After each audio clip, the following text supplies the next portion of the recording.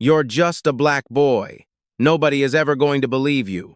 The words cracked across the front lawn just as the flashing blue and red lights painted the quiet Baltimore street in restless color. 17-year-old Elijah Brooks stood frozen on the front steps of the small brick duplex where he had lived his entire life, his backpack still hanging from one shoulder, his hands raised exactly as the officers instructed. His mother, Angela Brooks, rushed out the front door wearing hospital scrubs beneath an old gray sweater, her nursing badge still clipped to her pocket after finishing a 12-hour overnight shift at Johns Hopkins Hospital. "There has to be some mistake," she pleaded, her exhausted voice trembling as she looked from her son to the detective standing beneath the porch light. Detective Sarah Mitchell kept her expression calm, though the tension in her eyes suggested this arrest carried unusual weight. "Elijah Brooks," she said carefully, "you are under arrest in connection with the death of Daniel Reeves." The neighborhood seemed to stop breathing. Curtains shifted behind nearby windows. Porch lights flickered on one by one. Phones appeared almost instantly as neighbors quietly began recording. Elijah stared at the detective without speaking. Daniel Reeves, the chief financial officer of Callaway Biotech?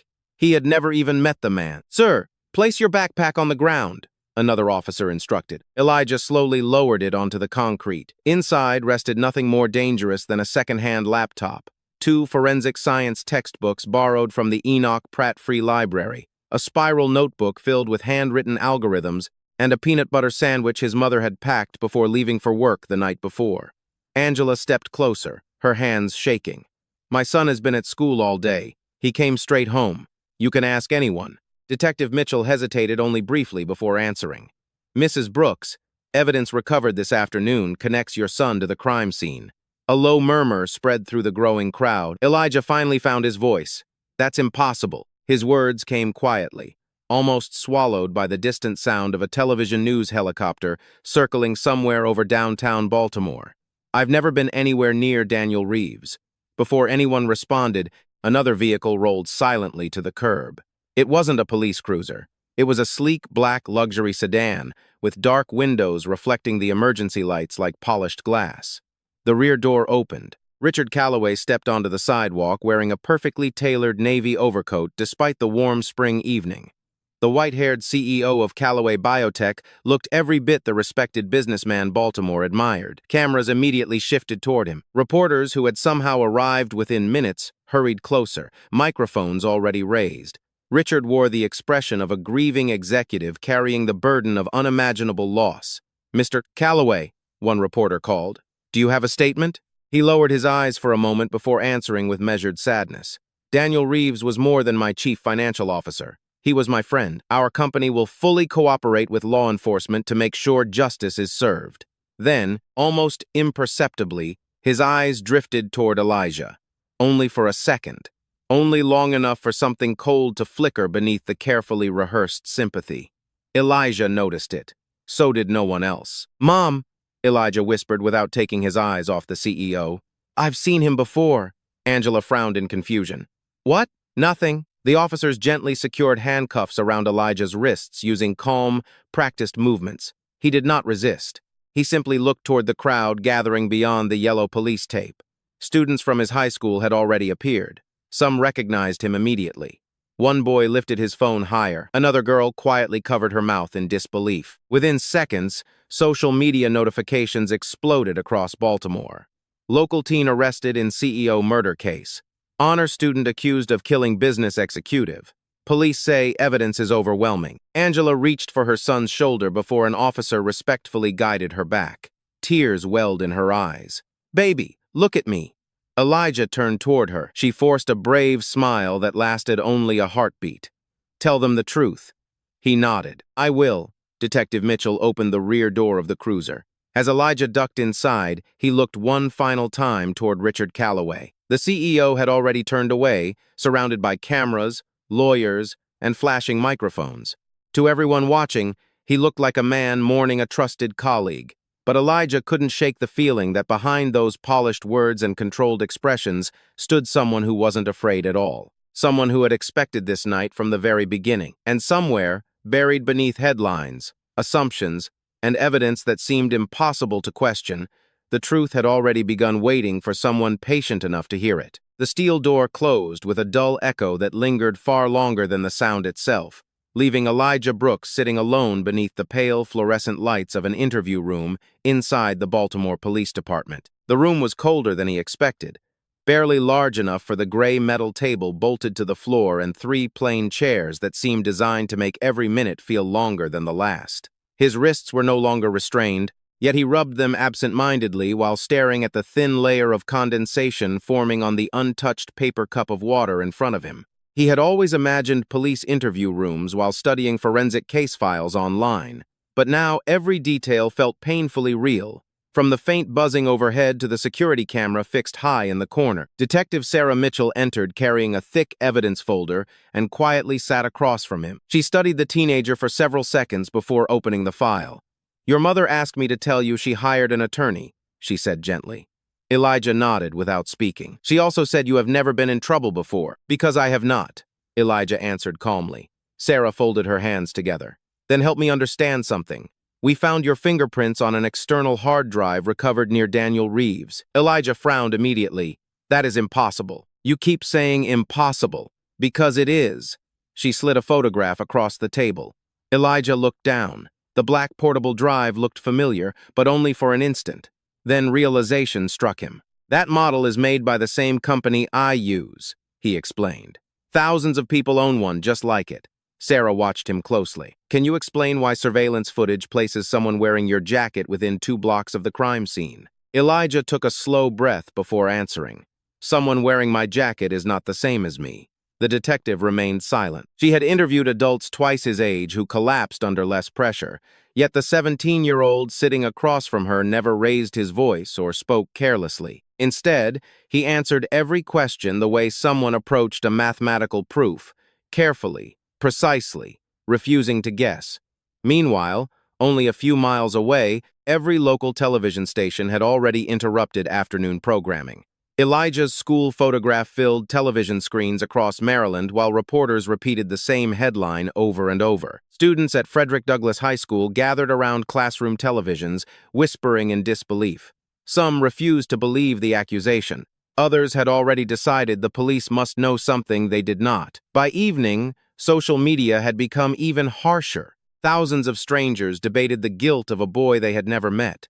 Angela Brooks sat alone in her modest living room, surrounded by unopened messages and missed calls from coworkers who no longer knew what to say. She looked toward Elijah's small bedroom where books on computer science, forensic biology, genetics, and digital security still covered the neatly organized desk exactly as he had left them that morning. Every notebook contained color-coded formulas, handwritten observations, and carefully labeled research gathered over years of late nights after homework was finished. Elijah had always believed knowledge could solve problems that anger never could. Even as a child, he preferred microscopes over video games and science documentaries over television dramas. When other teenagers spent weekends at shopping malls, Elijah volunteered at the Community Technology Center, helping older residents recover family photographs from damaged computers or teaching children basic coding. He never charged anyone. His mother often teased that he treated every mystery like it deserved an answer. Back inside police headquarters, Detective Mitchell closed the evidence folder. "One more question." Elijah looked up.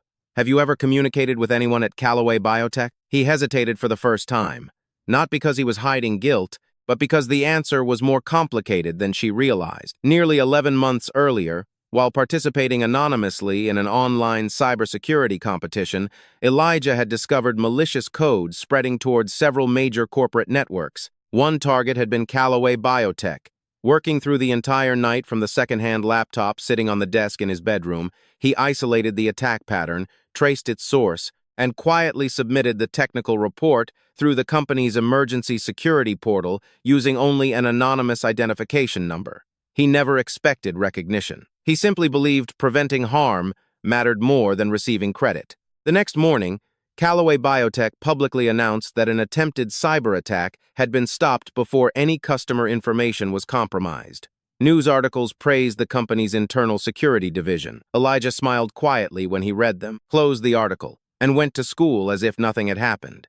No one knew that a 17-year-old from East Baltimore had been the first person to discover the breach. No one except the anonymous server that still stored every encrypted log file he had carefully preserved on his personal backup system, believing that one day even forgotten data might tell a story that people refused to hear. The following morning began beneath a blanket of gray clouds that hung low over downtown Baltimore.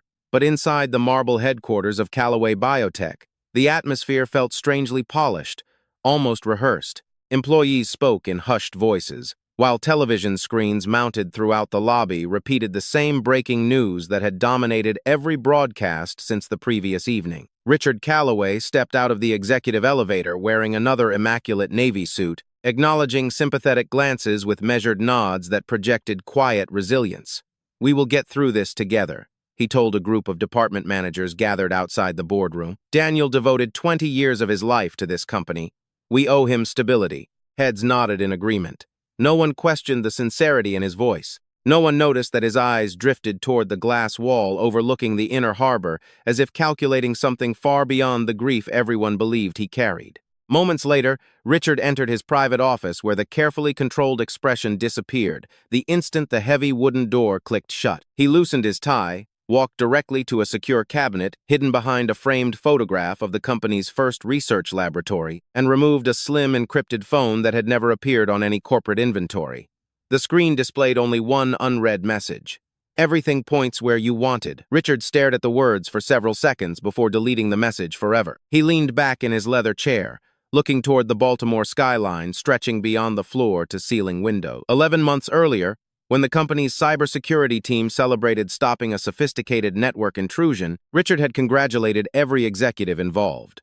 What almost no one knew was that the attempted attack had accidentally exposed irregular financial records buried deep inside archived accounting servers. Daniel Reeves had quietly discovered those inconsistencies during a routine internal audit only weeks later.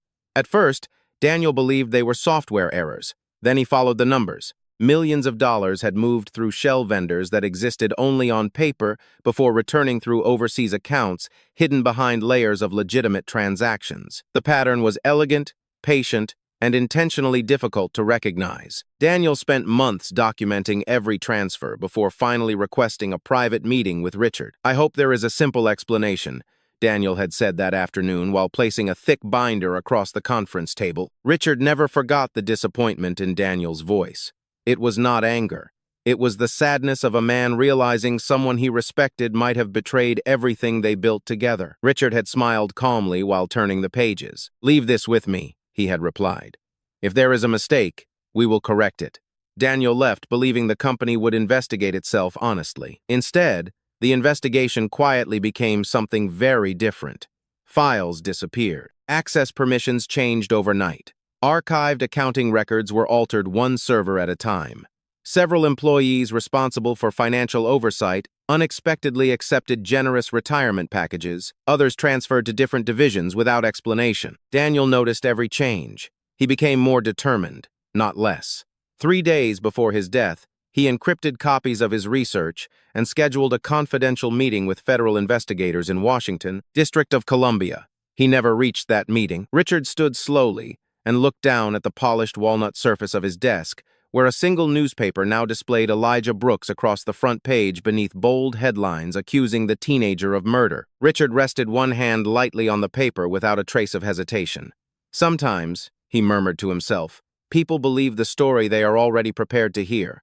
A soft knock interrupted the silence. His chief legal counsel, Margaret Ellis, stepped inside carrying several folders. "The board meeting begins in 15 minutes, she said. "Investors are anxious, but the market seems reassured by your statement last night." Richard offered a composed smile. "Good. Stability is what they need." Margaret hesitated before speaking again. "Some reporters are asking why the suspect had no known connection to Daniel Reeves." Richard answered without pausing. "The police have evidence. We should allow the investigation to proceed." She nodded and quietly left the office. Once the door closed again, Richard glanced toward the newspaper one final time. He believed every loose end had been secured. Every witness had been dismissed. Every document had been accounted for. Most importantly, he believed the frightened 17-year-old sitting in a police interview room had nothing except his own word against an empire built on wealth, influence, and public trust. Richard had convinced himself that truth depended on perception. What he did not know was that while documents could be edited, headlines could change, and reputations could be destroyed, data created at the exact moment an event occurred often preserved details that human memory never could. Hidden far beyond the reach of boardrooms, public relations teams, and carefully crafted lies, a collection of forgotten forensic records remained exactly as they had been written months earlier, waiting with perfect patience for the moment someone finally asked the right question instead of accepting the easiest answer. Elijah Brooks spent his second night inside the detention center, staring through the narrow, reinforced window as rain drifted across the lights of Baltimore, wondering how facts had become stranger than fiction. He replayed every hour of the previous week with relentless precision, searching for the smallest detail that might explain how his life had unraveled so completely. Every memory ended the same way. He had gone to school. He had tutored freshmen in computer science after class. He had taken the number 13 bus home. None of it matched the story the world had already accepted. Across town, Detective Sarah Mitchell sat alone in the digital evidence laboratory, reviewing every photograph, every surveillance image, and every forensic report collected from Daniel Reeves's office. Experience had taught her that cases built too quickly sometimes deserved a second look. She enlarged one surveillance frame after another until the pixels blurred together. The figure identified as Elijah wore a dark hoodie, carried a backpack, and walked with his head lowered. The height estimate fit. The clothing looked similar, yet something bothered her. She quietly measured the stride length against the scale markers embedded in the hallway floor. "That is odd," she whispered. The technician beside her looked up. "What is?" Sarah pointed toward the screen. "The report says this is Elijah Brooks. 5 feet 10 inches tall, but whoever this is has a stride that suggests someone several inches taller." The technician shrugged. "The facial image is not clear enough to challenge the identification." Sarah leaned back without answering. Meanwhile, prosecutors prepared for Elijah's preliminary hearing with complete confidence. They organized photographs of the portable hard drive, fingerprints reportedly recovered during laboratory processing, surveillance stills, and witness statements collected within hours of Daniel Reeves's death. On paper, the sequence appeared convincing. The media repeated every new development with growing certainty. Headlines no longer used the words accused or alleged as often as they had on the first day. Public opinion moved faster than the investigation itself. At Frederick Douglass High School, several students quietly removed Elijah from their group chats. Others deleted old photographs, showing him helping classmates prepare for science competitions. His guidance counselor, Mrs. Linda Foster, watched the television coverage from her office and slowly shook her head. "That is not the boy I know," she murmured. Across the city, Angela Brooks sat inside the office of defense attorney Michael Bennett, a former federal prosecutor known for handling difficult cases. Thick files covered his conference table, but he spent more time studying Elijah's academic records than the police reports. "Your son has nearly perfect grades," Bennett observed. "Advanced placement biology, advanced placement computer science, state science awards, volunteer hours, cybersecurity certifications." Angela nodded quietly. "He believes every problem has an answer if you study it long enough." Bennett folded his hands. "Then we are going to approach this exactly the same way. We are going to study everything." Back at police headquarters, Detective Mitchell requested access to the original laboratory processing notes, instead of relying on the summary report already submitted. The forensic examiner handed her a stack of digital logs. Sarah noticed something unusual almost immediately. The fingerprint comparison had been completed unusually fast because investigators believed they already had a suspect. She frowned. "Was every print compared against the full database?" she asked. "No," the examiner admitted. "Only against Elijah Brooks after his arrest." Sarah looked up sharply. "So we confirmed the prints belonged to him without excluding every other possible contributor first?" The examiner shifted uneasily. "That was the instruction we received." Sarah remained silent for several long seconds. It was not misconduct. It was procedure influenced by certainty, and certainty could become dangerous when it arrived before every question had been asked. At the same moment, Richard Calloway addressed shareholders through a nationally televised business interview from the company's headquarters overlooking the inner harbor. "This tragedy has tested all of us," he said with practiced composure. "We trust the justice system, and we remain committed to transparency." Investors praised his leadership. Financial analysts complimented his calm demeanor. The company's stock price even began recovering before the interview ended. Richard allowed himself a private sense of relief.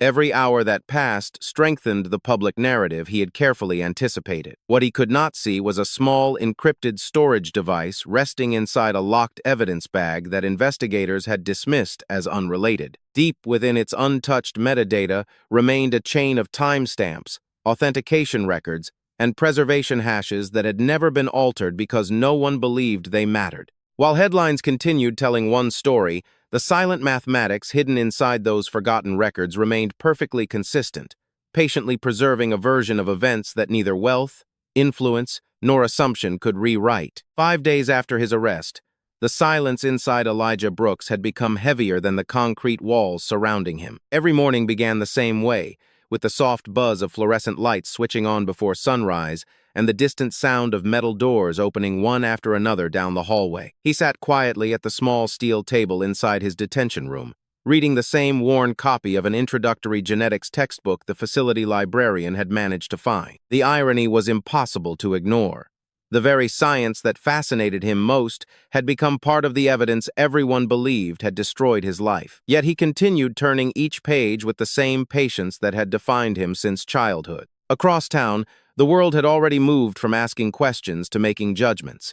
Television commentators debated his character without ever speaking to him.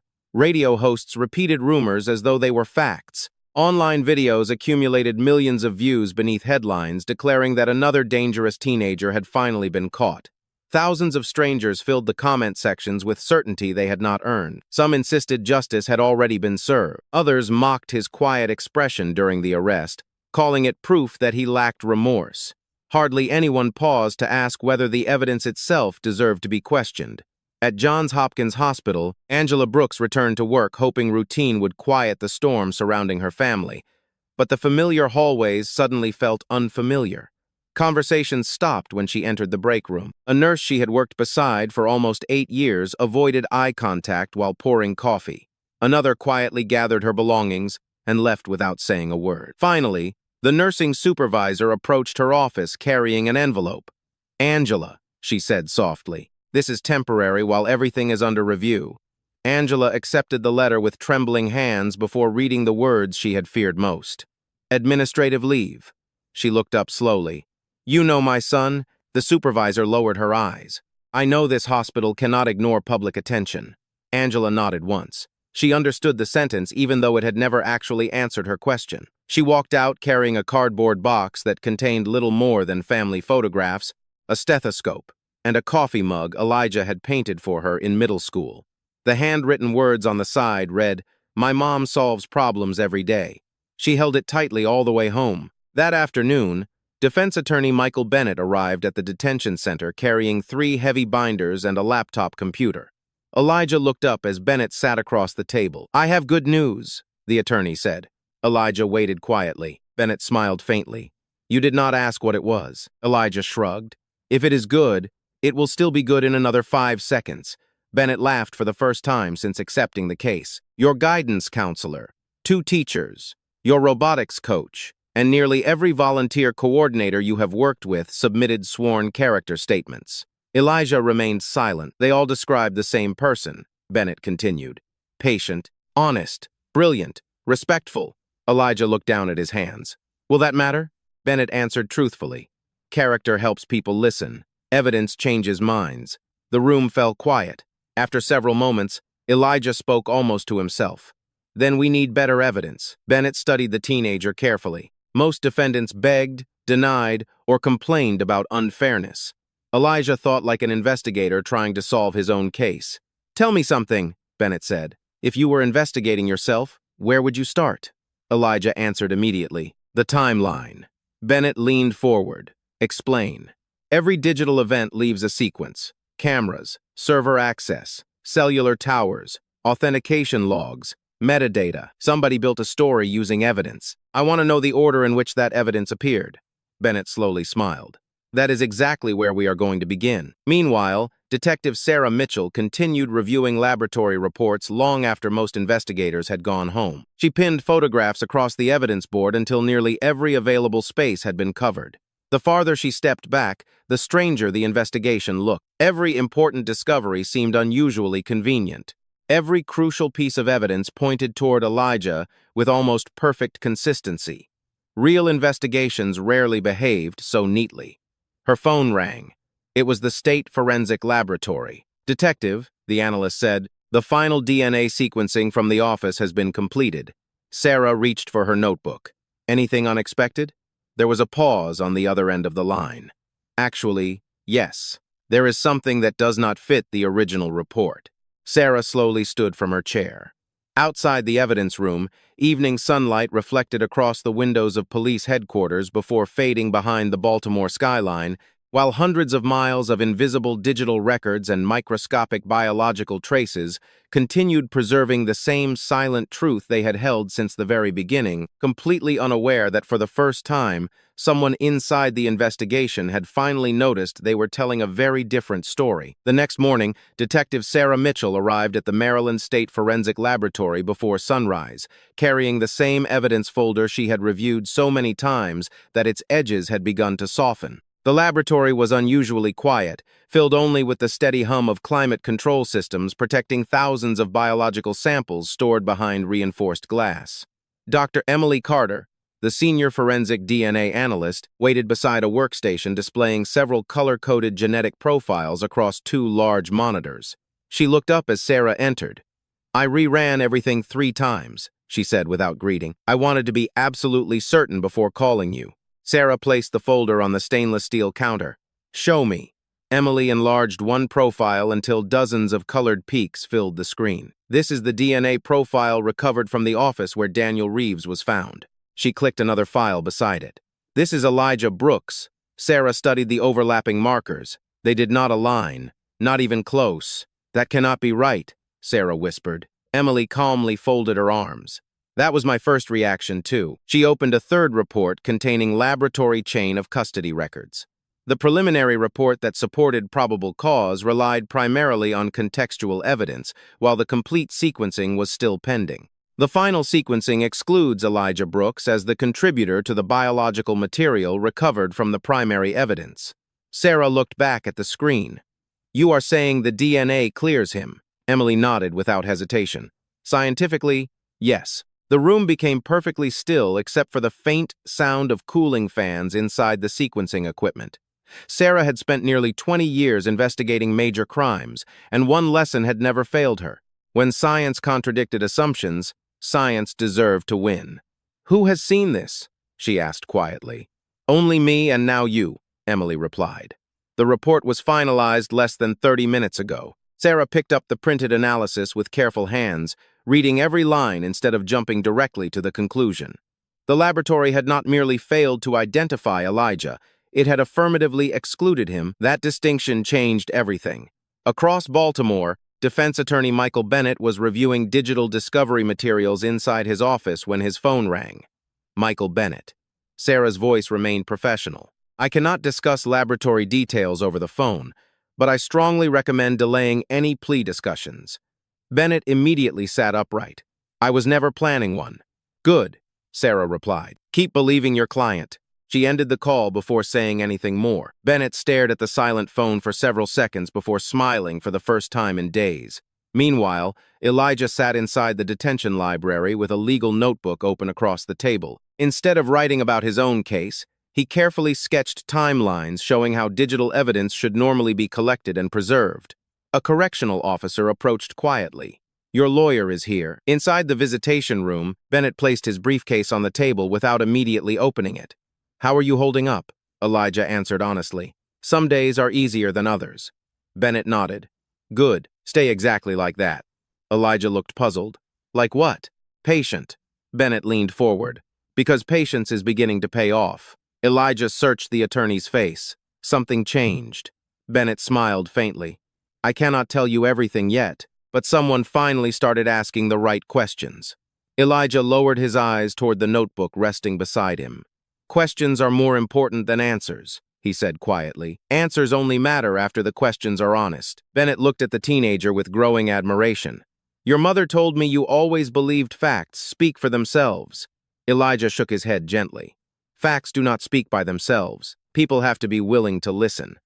At almost the same moment, Richard Calloway stood inside the executive conference room, preparing for another board meeting, when Margaret Ellis hurried inside, carrying her tablet computer.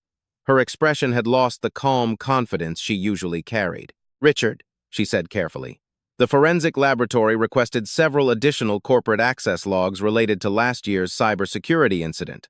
Richard remained perfectly still. Why, they did not say. He slowly closed the folder in front of him. Who authorized that request? Detective Sarah Mitchell. For the first time since Daniel Reeves had died, a nearly invisible crack appeared beneath Richard's composed expression. It lasted less than a second before disappearing behind another practiced smile. "Send them whatever they requested," he replied smoothly. Margaret hesitated. "Everything?" Richard looked directly into her eyes. "Everything we still have." As she left the room, Richard turned toward the panoramic windows overlooking Baltimore Harbor, where sunlight reflected across the water with quiet indifference. He had always believed he controlled every variable because he understood power better than everyone around him. What he failed to understand was that truth did not depend on influence, wealth, or public opinion. It depended on evidence that could survive long after every carefully crafted lie had begun to unravel, and for the first time since this nightmare had started, that evidence was finally beginning to find its voice. The breakthrough did not arrive with raised voices or dramatic announcements.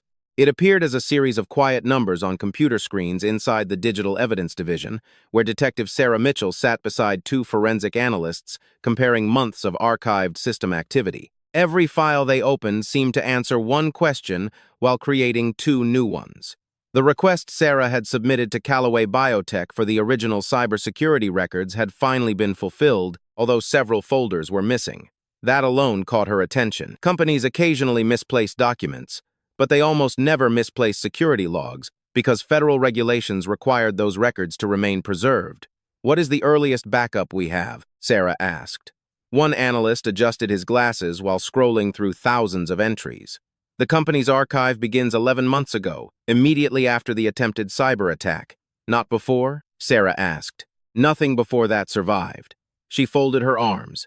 Then somebody wanted the story to begin exactly there. Several miles away, Michael Bennett arrived at the detention center carrying Elijah's old laptop inside a sealed evidence container that had finally been released to the defense for independent examination. The computer looked exactly as Angela had packed it every morning before school, its corners worn smooth from years of careful use. Elijah smiled faintly when he saw it resting on the visitation table. "I thought I would never see it again." Bennett nodded. "The court approved our request yesterday. Can you remember everything that is on it?" Elijah answered without hesitation. "Almost everything." Bennett opened the laptop while a court-approved forensic specialist documented every step. The machine started slowly before displaying Elijah's organized desktop, where every folder carried precise names instead of random labels. Biology, genetics, programming, digital evidence, archived logs. Bennett paused. "Archived logs?" Elijah looked at the folder for several quiet seconds before something suddenly changed in his expression. "Open it." The specialist clicked the folder, revealing dozens of encrypted files arranged by date. Bennett frowned. "What exactly are these?" Elijah leaned closer to the screen. "When I reported the cyber attack to Callaway Biotech, I saved every server response that came back through their emergency security portal. I wanted to study how enterprise systems handled intrusion recovery." Bennett stared at him. "You kept the original communication?" "I keep everything," Elijah replied simply. "Data is honest even when people are not." The forensic specialist selected one of the archived files and immediately raised his eyebrows. "Counselor, you need to see this." He enlarged the metadata window. Every digital signature contained a cryptographic hash, proving the files had not been altered since the exact morning Elijah created them nearly a year earlier. More importantly, each server response identified internal administrator accounts active during the cyber attack. One account appeared repeatedly. "Executive override." Bennett looked at Elijah. "Does that mean anything to you?" Elijah slowly nodded. "Only executive-level accounts should have permission to use that designation." The specialist continued opening additional logs until another discovery appeared. During the same time period, several financial database directories had been accessed remotely, while the cybersecurity team publicly claimed they were only defending against outside hackers. Elijah quietly whispered, "That is impossible." Bennett looked up. Why? Elijah pointed toward the timestamps. Because those directories have nothing to do with stopping a cyber attack. Somebody used the attack as cover to reach financial records. Silence filled the room. Bennett immediately picked up his phone. Sarah, we found something. Less than 1 hour later, Detective Mitchell and Dr. Emily Carter were sitting together inside the Digital Evidence Division, comparing Elijah's preserved logs with records recovered from Callaway Biotech. Every comparison strengthened the same conclusion. The company's internal archive had gaps. Elijah's private backup did not. He accidentally preserved records the company no longer has, Emily said quietly. Sarah looked across the room where enlarged timelines now covered an entire whiteboard. The cyber attack. Financial database access. Daniel Reeves beginning his audit. Missing corporate records. Altered evidence. The sequence no longer resembled coincidence. It resembled planning.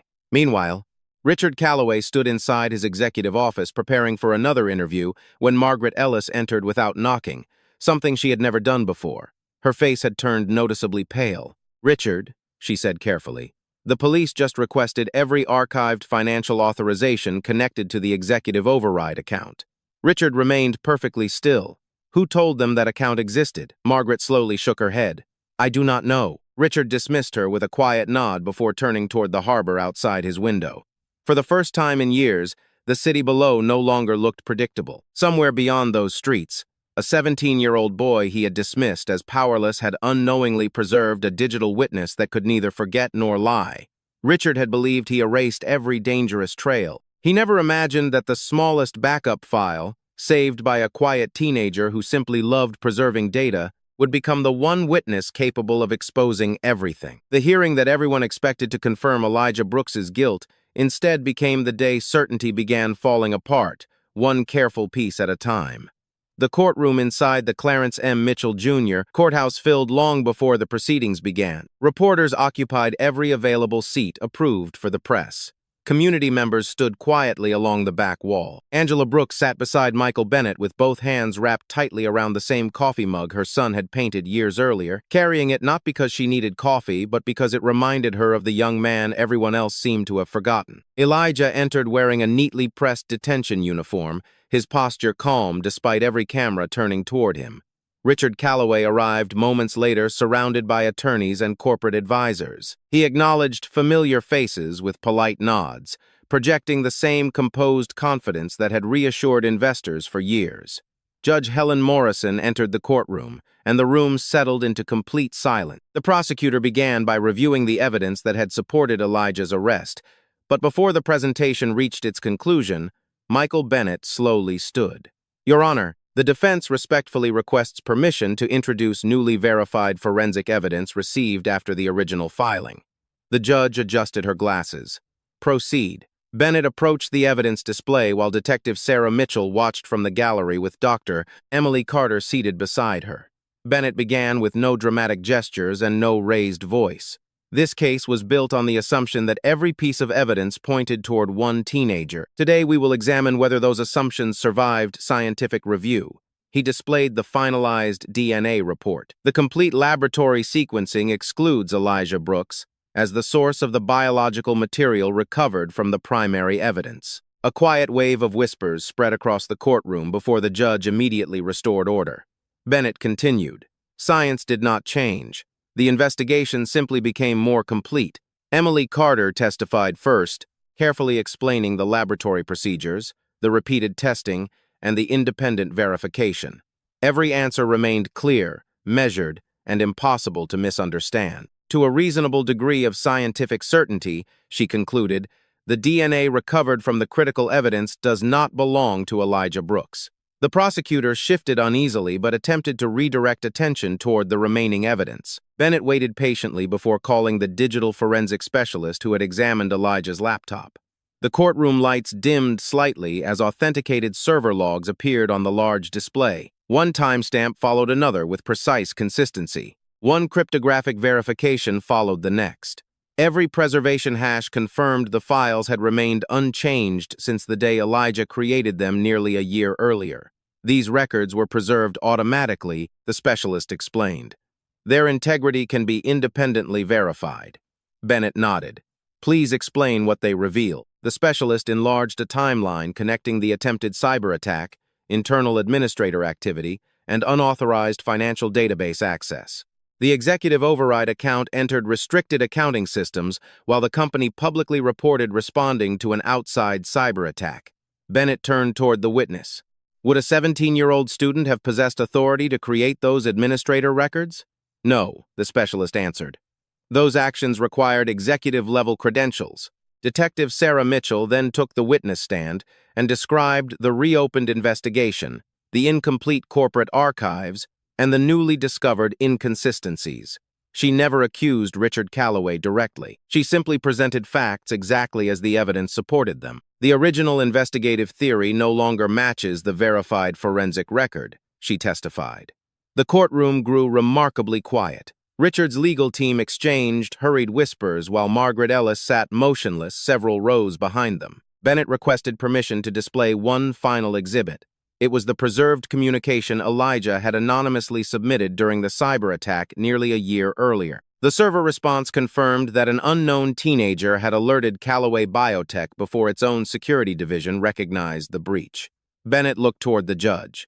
The same young man portrayed as a threat to this company had actually protected it months before anyone knew his name. Richard's expression remained controlled, but the confidence that had defined him throughout the proceedings had begun to fade. At that moment, two investigators from the Financial Crimes Division quietly entered the courtroom carrying newly signed judicial documents. They approached Detective Mitchell first. She reviewed the papers, nodded once, and calmly walked toward Richard Calloway. "Mr. Calloway," she said in an even voice, "new evidence developed during this investigation has established probable cause for additional criminal charges related to financial fraud, obstruction, and the events surrounding this case. You are under arrest." No one shouted, no one applauded. The only sound was the soft click of camera shutters as reporters realized the story they had spent days telling had just turned completely upside down. Elijah remained seated beside his attorney without smiling or speaking. He simply looked toward his mother. Angela's eyes filled with tears, not because justice had finally begun, but because for the first time since her son had been taken from their front porch, the truth no longer stood alone. 3 weeks later, the courthouse steps looked very different from the afternoon when Elijah Brooks had first arrived, surrounded by accusations. The spring sky above Baltimore was bright and clear, and a gentle breeze carried the sounds of the harbor across the city. Reporters gathered once again outside the Clarence M. Mitchell Jr. courthouse, but this time the cameras were no longer searching for the face of a suspected criminal. They were waiting for the young man whose quiet determination had helped expose one of the largest corporate fraud investigations in recent Maryland history. Elijah stepped through the courthouse doors wearing the same navy blazer his mother had bought from a neighborhood thrift store before his first high school science competition. It still fit him perfectly. Angela Brooks walked beside him, smiling through tears she no longer tried to hide. For several seconds, neither of them spoke. They simply stood together beneath the morning sunlight, breathing freely after weeks that had felt endless. Michael Bennett joined them with a thick folder tucked beneath his arm. "You are officially cleared," he said, extending the signed court order. "Every charge has been dismissed." Elijah accepted the document carefully, reading every line instead of rushing to celebrate. Finally, he looked up and quietly asked, "What happens now?" Bennett smiled. "Now you get your life back." Elijah glanced toward the courthouse behind him. "Not exactly," he answered gently. "Life always moves forward. It never goes back." Bennett nodded with quiet respect. "You sound older than 17. Elijah smiled faintly. "Some weeks feel longer than years." Across the street, several students from Frederick Douglass High School waited near the sidewalk. Among them stood classmates who had once avoided looking at him after the arrest. One boy stepped forward awkwardly. "Elijah," he said, lowering his eyes, "I should have believed you." Another added softly, "We all should have." Elijah looked at each of them before answering. The truth does not need people to defend it forever. It only needs someone willing to keep searching. None of them knew how to respond. His words carried no anger, only quiet honesty. Nearby, Detective Sarah Mitchell approached with Dr. Emily Carter. Sarah extended her hand. "I owe you an apology." Elijah shook his head gently. "You kept asking questions. That is why we are standing here." Sarah smiled. "No, I stopped asking them too soon in the beginning. I will remember that for the rest of my career." Emily handed Elijah a neatly framed certificate from the Maryland State Forensic Laboratory. "This is not an award," she explained. "It is simply our acknowledgement that your preserved digital records played a critical role in protecting the integrity of a criminal investigation." Elijah accepted it with both hands. "Thank you." Emily looked at him thoughtfully. "Have you decided where you are applying to college?" Before Elijah could answer, another familiar voice interrupted. "I think we might be able to help with that." Everyone turned as the president of a respected Maryland university stepped forward alongside representatives from a forensic science scholarship foundation. One of them smiled warmly. "Mr. Brooks, after reviewing your academic record and your extraordinary understanding of digital forensic preservation, we would like to offer you a full scholarship to study forensic data science." Angela covered her mouth, overcome with emotion. Elijah looked at his mother first instead of the scholarship letter. "Mom," he whispered. She laughed through happy tears. "Do not look at me. You earned this." Elijah finally accepted the envelope. "Thank you," he said sincerely. "I promise I will use it to help people." Months later, Callaway Biotech announced sweeping leadership changes while federal investigators continued examining financial records connected to the former executive team. New compliance policies, independent oversight, and transparent reporting became part of the company's rebuilding effort. Richard Callaway's name gradually disappeared from magazine covers and business conferences, replaced by a very different conversation about accountability and ethics. One quiet autumn afternoon, Elijah returned to the same community technology center where he had volunteered long before anyone knew his name. A group of middle school students gathered around as he demonstrated how digital evidence could reveal the truth when handled honestly. One young boy raised his hand. "How do you know when people are telling the truth?" Elijah paused before answering. He looked through the classroom window where golden leaves drifted slowly across the sidewalk outside. "People can make mistakes," he said calmly. "Memories can change. Opinions can change. But when knowledge is used with integrity and evidence is protected with care, the truth has a way of waiting for the right person to find it." The room fell peacefully silent. As the afternoon sunlight stretched across the classroom floor, Angela watched her son from the hallway with quiet pride. She remembered the flashing police lights, the whispered judgment, the long nights filled with uncertainty, and then she looked at the young man standing before those students with the same humility he had always carried. Nothing about his kindness had changed. The world around him finally had. And as the last rays of sunlight reflected across the windows, no applause was needed, because the strongest voice in the room was not victory, revenge, or anger. It was the quiet certainty that truth, when protected with courage and patience, will always outlast fear.